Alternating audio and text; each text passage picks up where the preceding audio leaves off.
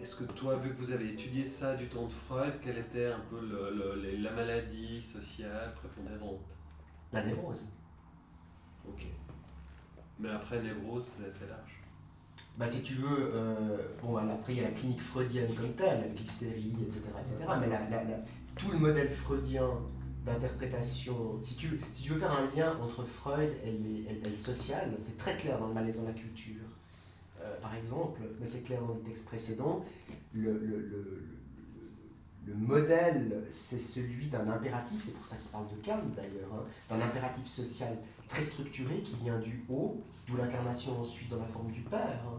Tandis que la société dans laquelle on se trouve, ça je voulais vous lire un passage de Ehrenberg, c'est une société où il y a une dilatation de ce modèle, même qui était celui de l'entreprise dans les années 70 encore, 80, avec le patron, les employés, toute cette structure-là, qui est beaucoup plus favorable, d'après les auteurs, à l'éclosion de névrose, parce qu'il y a une problématique de l'interdit qui est très présente. Tandis que les sociétés actuelles, on dit quoi? Moi je le vois à l'école déjà, alors on ne le dit pas encore, mais même dans les universités, on dit il faut vous assumer vous-même, il faut prendre l'initiative, il ne faut pas attendre qu'on vous dise de faire quelque chose ou de ne pas faire quelque chose. Il y a tout un mode de discours, notamment dans le néo-management, qui encourage les gens à faire par eux-mêmes, à démontrer, qui fait que la pression, elle est moins, on pourrait dire, là je prends Ehrenberg et Félida, hein, je fais un petit trajet par rapport à la question que tu poses, la pression, elle est moins surnoïque, au sens classique du terme, qu'une espèce de mise en jeu de soi où on doit toujours se prouver à soi-même. Et on attend finalement, après coup, l'attestation des autres, notamment dans l'entreprise par projet, est-ce que j'ai bien fait, etc. Et il y a moins cette idée, en tout cas chez ces auteurs, d'un impératif pur qui viendrait du haut, où tu fais ça, et si tu ne le fais pas, ben, tu te trouves en situation, qu'une obligation pour le sujet, de toujours essayer d'être à la hauteur de quelque chose, mais il ne sait pas très bien ce qu'on attend de lui.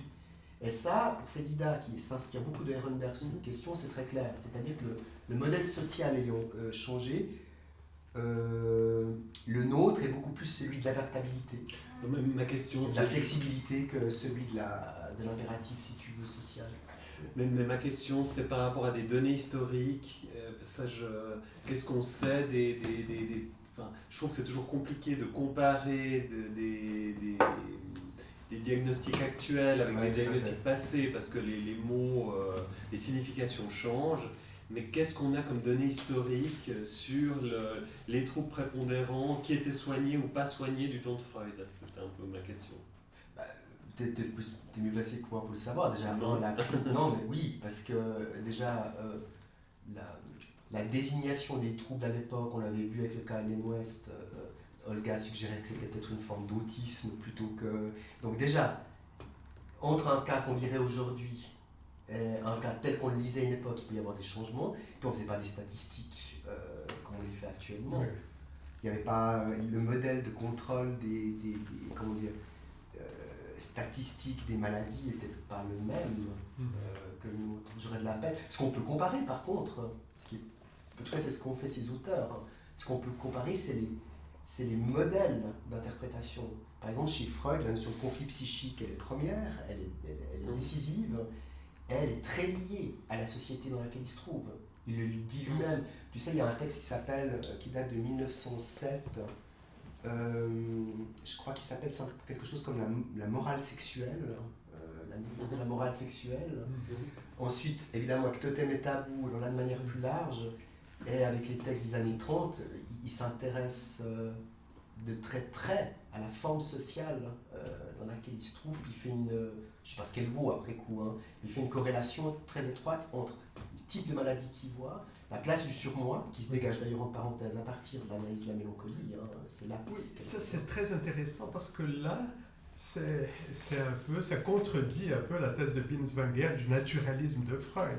C'est clair qu'il y a le naturalisme de Freud, mais il n'y a pas que ça. Il y a l'interdiction de l'inceste, toute la préoccupation avec la société de son époque, et il y a tous les écrits anthropologiques de Freud qui sont Totem et Tabou, Avenir d'une illusion, Malaise dans la civilisation, Moïse et le monothéisme, et qui montrent qu'il n'y a pas que le naturalisme de Freud, ça veut dire qu'il était entre deux. Mais aussi, je pense, en 1920, analyse du moi et psychologie des masses. Oui, exactement. Oui. 21, c'est très important. Très ce important. texte. Il a ce commencé là, Très important. je pense, à analyser la question du moi et puis sa relation et puis la déclination La question des des masses. trois formes de sur-moi, l'idéal du moi, Mhm. moi idéal, etc. Et le sur-moi. Donc, ça, je trouve que ce texte est... Et il parle de l'identification dans ce texte. C'est dans ce texte qu'il a le texte le plus net sur ce que c'est que l'identification. Ouais. Ouais. Et puis, en même temps, lorsqu'il parle des masses, il est en train de parler de ce qui va se passer et qui va devenir notre société actuelle. Après, on pourrait peut-être se questionner si le modèle pourrait être le même, le surmoi pourrait se décliner autrement aujourd'hui. C'est-à-dire dans le sens où il y a peut-être un impératif de s'autodéterminer. Oui, Ça reste un impératif assez surmoïque dans notre société, mais c'est juste plus difficile de s'autodéterminer rapidement depuis jeune au niveau de son genre, au niveau de ses goûts, au niveau de son mode de vie. Il y a une pluralité comme ça des modèles qui sont proposés. Et il y a aussi l'idée, vous pouvez aussi vous-même proposer un autre modèle. oui. Mais c'est ça, c'est les trois formes, je dirais surmoïque, mais non, de l'idéal de moi. Donc il y a Oui, l'idéal, exactement. l'idéal de moi. Et le surmoi serait celui qui dit jouit, donc celui qui fait. Exactement. Donc c'est celui, ça serait l'agent prescripteur, disons. On dit qu'il y a déjà une identification première avec les idéaux qui sont distribués par la société. Donc les modèles. Voilà, donc Voilà. Oui, ce que Olga dit aussi, c'est qu'il y a une morale différente actuellement. mais on ne peut pas Et dire il qu'il y n'y a a un pas cercle- de morale. Non, non, c'est une morale qui se Le transforme modèle sur pourrait plusieurs être points. le même, mais Oui. avec d'autres objets proposés, d'autres idéaux, une pluralisation.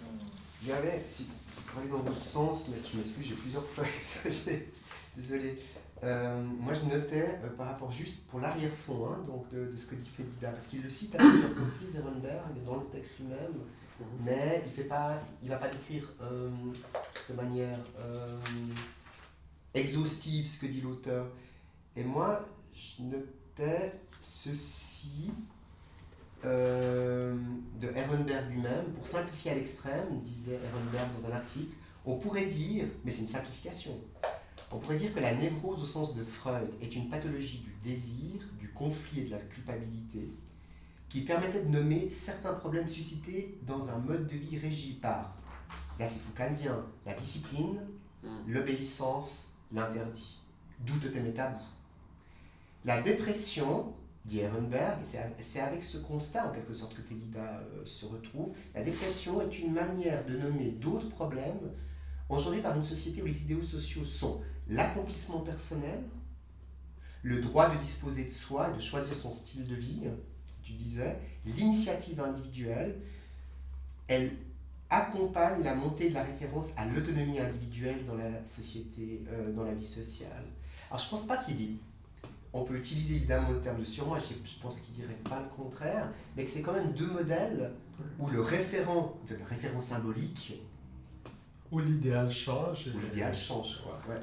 Et peut-être que la structuration du moi par la même, Bien sûr. elle est plus poreuse, elle est moins...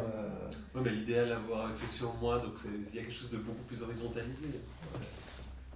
peut-être de plus Oui. Parce que si on regarde les changements sociétaux, les choses sont très hiérarchisées, et puis, je sais pas, différents changements, le monde se structure différemment, et les choses deviennent plus horizontales. Mais c'est-à-dire aussi, moi Donc il n'y a plus de modèle, on est face à un modèle qu'on doit trouver soi-même, vu qu'on peut même se nommer comme étant homme ou femme, on n'a même plus besoin d'un référent à ça actuellement, on peut dire qu'on est, un genre masculin, enfin voilà, c'est beaucoup plus difficile de s'orienter dans la vie, je pense. ça crée un certain malaise aussi. Il y a surtout une différence de l'autorité. Je ne sais même pas si c'est un passage du vertical à l'horizontal. Peut-être il y a une idéalisation de l'horizontal, mais je ne sais pas si dans la pratique ça s'horizontalise tant que ça. Mais il y a l'autorité n'est plus exercée de la même façon, c'est clair.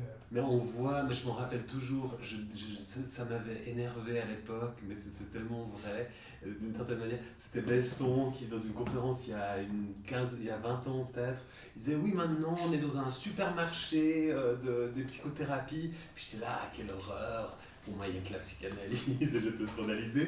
Puis quelque part, il n'a pas tort. Les choses sont beaucoup plus... maintenant, on est obligé dans un centre de formation d'avoir les 3 modèles psychanalytiques, depuis plusieurs années, TCC, systémique. Ouais. Donc les choses sont beaucoup plus... Il y a une répartition des pouvoirs qui est différente. Mais là, tu parles du point de vue, disons, inhérent à la thérapie, ouais, c'est ça. Oui, mais c'est un mouvement un peu sociétal, où tout est un peu horizontalisé, tout se vaut. Il ne parle pas de supermarché de la psychothérapie, mais il parle de cette tendance lorsqu'il fait la critique, entre autres, à la fin de la psychanalyse ou des psychothérapies intersubjectives. Ouais. Que c'est toute la question des psychothérapies américaines.